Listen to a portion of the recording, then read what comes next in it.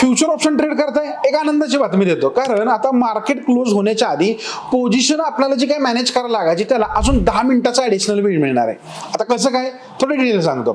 एनएससीने equity future option सेगमेंटची trading time वाढवायचा एक डिसिजन घेतलाय.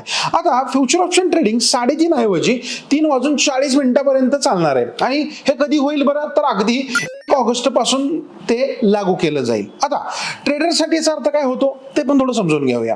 लास्ट मिनिटमध्ये पोझिशन ऍडजस्ट करायला बराच वेळेला आपल्याला वेळ मिळत नाही, तो कदाचित त्याच्यामुळे मिळेल. हेजिंग आणि रिस्क मॅनेजमेंटसाठी अधिक चांगल्या पद्धतीने आपल्याला काहीतरी प्लॅन करता येतील.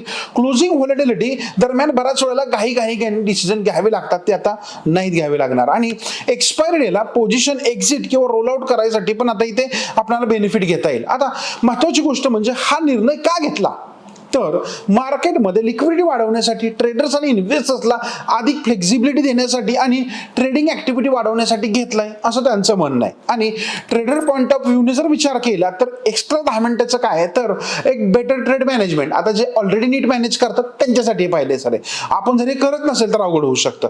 त्याच्याबरोबर क्लोजिंग सेशनमध्ये स्ट्रॅटेजी एक्झिक्यूट करायला अधिक वेळ मिळेल आणि last minute panic decision normal याच्यामुळे कमी होतील. पण लक्षात ठेवा, एक्स्ट्रा टाइम म्हणजे एक्स्ट्रा अपॉर्च्युनिटी असली तरी एक्स्ट्रा रिस्क देखील असू शकते. त्यामुळे फ्युचर ऑप्शन ट्रेडरसाठी हा बदल छोटा दिसत असला तरी पोझिशन मॅनेजमेंट, हेजिंग आणि एक्सपायरी डे ट्रेडिंगसाठी हे खूप महत्त्वाचं ठरू शकतं. ऑगस्ट पासून तुमच्या ट्रेडिंग स्ट्रॅटेजीमध्ये बदल करायला तुम्ही लक्षात ठेवा. आणि तुम्हालाही फ्युचर ऑप्शन रिगार्डिंग थोडं काही डिटेल शिकायचं असेल तर 88 280 90 90 या नंबरला संपर्क करायला विसरू नका.